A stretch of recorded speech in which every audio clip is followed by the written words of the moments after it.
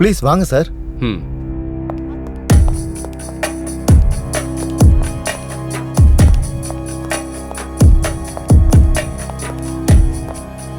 Sir உட்காருங்க. Thank you.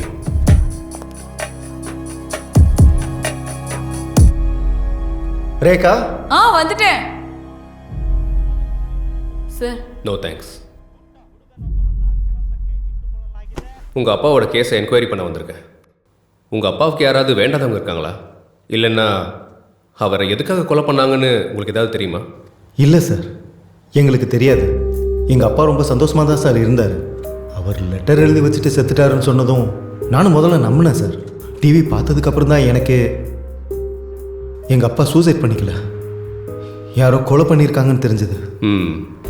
உங்களுக்கும் உங்கள் அப்பாவுக்கும் அண்டர்ஸ்டாண்டிங் எப்படி இருந்துச்சு? உங்களை விட்டுட்டு அவர் எதுக்கு அங்கே போய் இருந்தார்? நிறைய தடவை எங்கள் கூட வந்துருங்கன்னு நான் கூப்பிட்ருக்கேன். ஆனால் அவர் எப்போயாவது ஒரு தடவை தான் இங்கே வருவார்.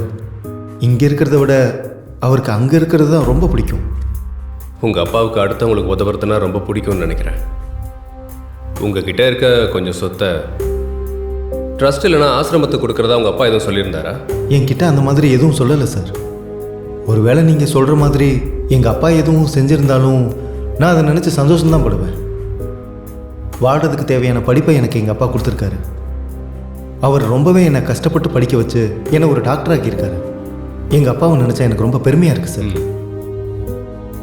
சரி, அப்படின்னா நான் இப்போ கிளம்புறேன். Thank you.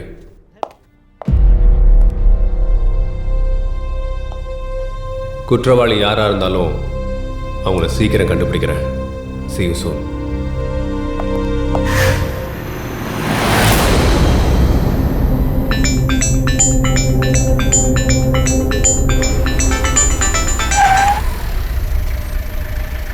Hello sir, SI Satyaprakash சாருங்களா? ஆமாம் சார், நீங்கள் மெசேஜ் கூட பண்ணியிருந்தீங்கல்ல, என்கிட்ட ஏதோ பேசணும்னு சொல்லி. நீங்கள் டிவி சேனலுக்கு வீடியோ கிளிப்ஸ் கொடுத்துருந்தீங்கல்ல, அந்த விஷயம் அந்த ரவுடி கும்பலுக்கு தெரிஞ்சிருச்சு. அவங்க உங்களை எப்போ வேணால் அட்டாக் பண்ணலாம்.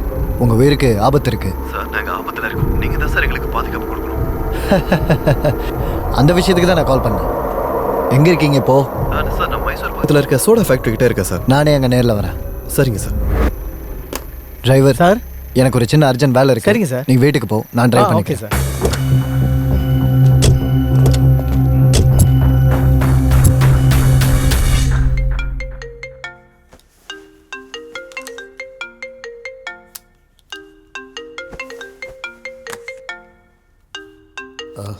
ஹலோ, அந்த டிவி காரங்களுக்கு வீடியோ கிளிப் கொடுத்தாங்கல்ல, அவங்க கிட்ட இப்பதான் நான் பேசுறேன். விட்டுறாத, சும்மா விட்டுறாத, கொன்னுடு அவங்கள.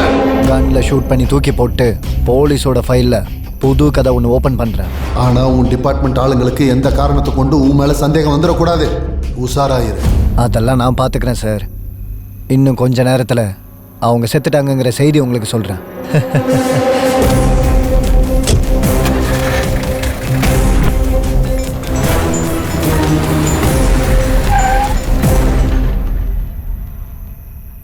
ஹலோ சார், நீங்கள் சொன்ன மாதிரி அந்த சோடா ஃபேக்டரி கிட்ட வந்துட்டேன். நீங்கள் எங்கே இருக்கீங்க? எங்களை யாரும் துரத்திட்டு இருக்காங்க சார். அவங்களுக்கு பயந்து தான் ஃபேக்ட்ரிக்குள்ளே வந்து ஒழிஞ்சிக்கிட்டு இருக்கோம் சார். சார், நீங்கள் உள்ளே வந்தீங்கன்னா எங்களை பார்க்கலாம் சார். சரி.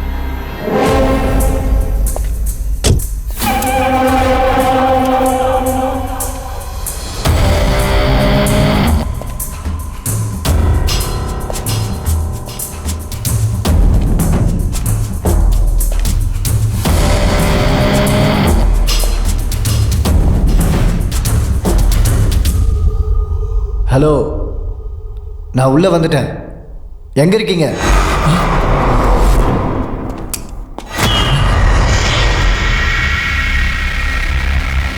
யாரு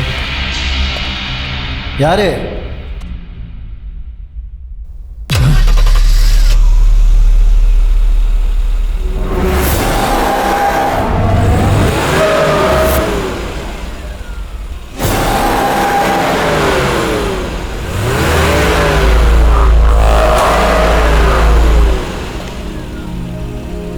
யாரது? யாரது?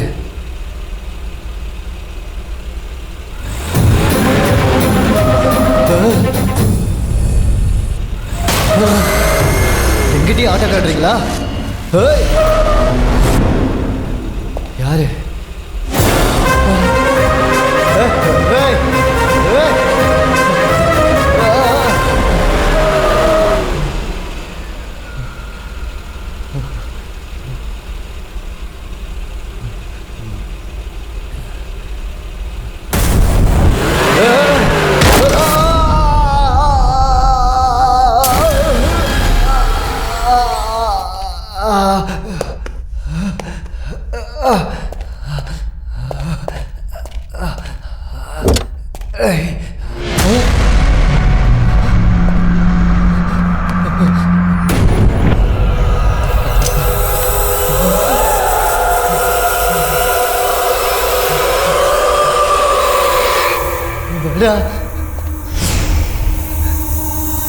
வேணா.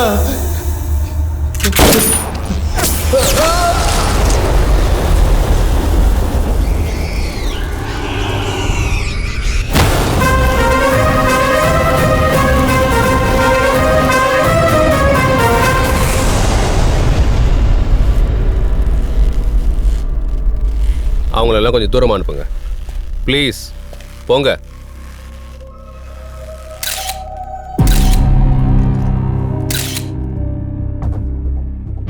பாடியை கீழே இருக்குங்க.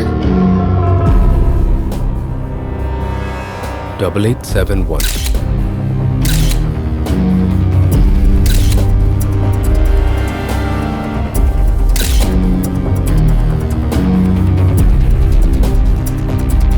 நீங்கள் தொடர்பு கொண்ட எண் தற்போது சுவிட்ச் ஆஃப் செய்யப்பட்டுள்ளது. பின்னர் அழைக்கவும். Your dialed number has been switched off.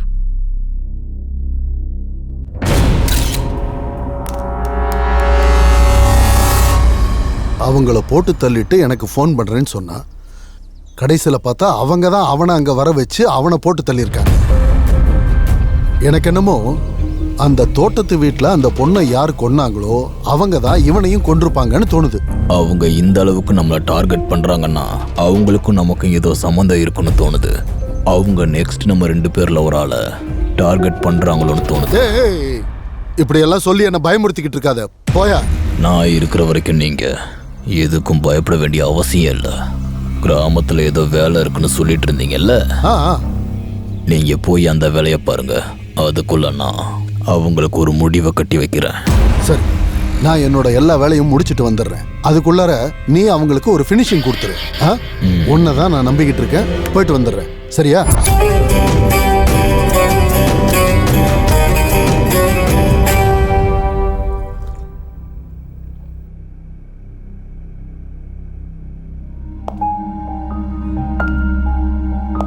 Double 87 முடிகிற நம்பர் நெட்வொர்க்கில் இல்லை சார்.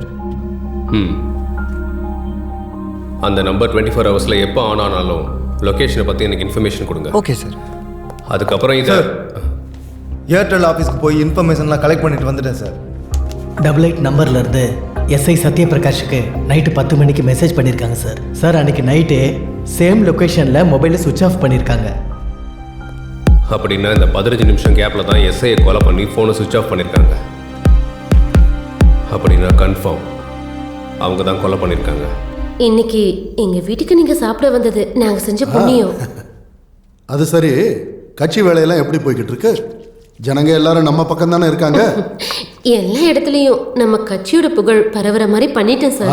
ஜனங்க கூடுற இடத்துலலாம் நம்ம கட்சியை பத்தி பேசுற மாதிரி பண்ணிட்டேன். இந்த முறை வர எலெக்ஷன்லயே நீங்க நின்னீங்கன்னா கண்டிப்பா நீங்க தான் ஜெயிப்பீங்க. அப்படியா? Very good. இந்த முறை கவுன்சிலர் சீட்டை எனக்கே கொடுத்துருங்க. கண்டிப்பா நான் தான் ஜெயிப்பேன். இங்க இருக்க ஜனங்க எல்லாம் அதுதான் ஆசைப்படுறாங்க. கட்சிக்காக நான் ரொம்ப உழைச்சிருக்கேன். இங்க பாரு, கட்சின்னா சீட்டுக்காக 10 பேர் போட்டி போட தான் செய்வாங்க. அவங்கள யாருக்கு கொடுக்கணும்னு பார்த்து அலசி ஒருத்தருக்கு தானே சீட்டு கொடுக்க முடியும். நீங்க மட்டும் எனக்கு சீட் கொடுத்தீங்கன்னா கண்டிப்பா நான் எலெக்ஷன்ல ஜெயிச்சு காட்டுவேன். சாகர வரைக்கும் நான் உங்களுக்கு கடமைப்பட்டவளா இருப்பேன். அரசியல்ல கடன்ற பேச்சுக்கே இடம் கிடையாது. அரசியல்ல முன்னுக்கு வரணும்னு நினைச்சேன்னா 3 வழி இருக்கு. 1, கட்சிக்காக அல்லும் பகலும் உழைச்சு மக்களுக்கு சேவை பண்ணி மக்களோட மனசை ஜெயிச்சு அரசியல் சதுரங்கத்தில் ராஜா மாதிரி நிற்கிறது. இப்போ 2வது, தலைவனாகிற தகுதி இல்லைன்னாலும் ஜாதி அப்புறம் பணத்தினால அதிகார நாற்காலியை பிடிக்கிறது. இப்போ மூணாவது, ஜெயிச்சவங்க கூடவே இருந்து அவங்க தேவைகளை அப்பப்போ தீர்த்து வைக்கிறது. அப்படின்னா தலையை பிடிக்கிறது. தலையை பிடிச்சு அரசியலில் மேலே வர்றது. எனக்கு தெரியும் உனக்கு சீட்டு கொடுத்தா நீ ஜெயிப்பேன்னு. ஆனால் அதில் எனக்கு என்ன லாபம் இருக்கு?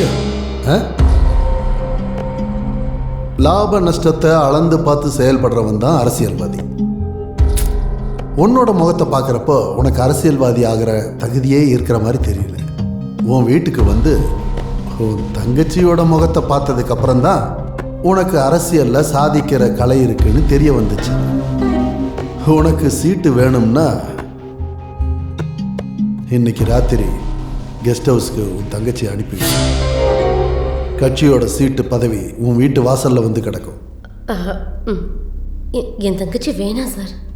உங்களுக்கு வேணும்னா நானே அங்கே வரேன். சாப்பிட சாப்பாடு இல்லைனாலும் பிரெட்டை சாப்பிட்டு சும்மா இருந்துருவேன். ஆனால் என்னைக்கும் பழசை மட்டும் சாப்பிடவே மாட்டேன். நீ யோசிச்சு சொல்லு.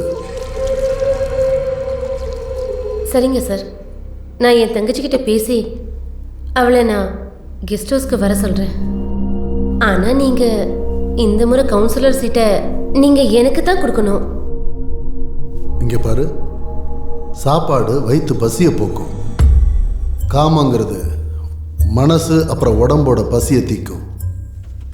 சாப்பாட்டோட ருசியை வேணா மறந்துடலாம், ஆனால் உடம்போட ருசியை மறக்கவே முடியாது.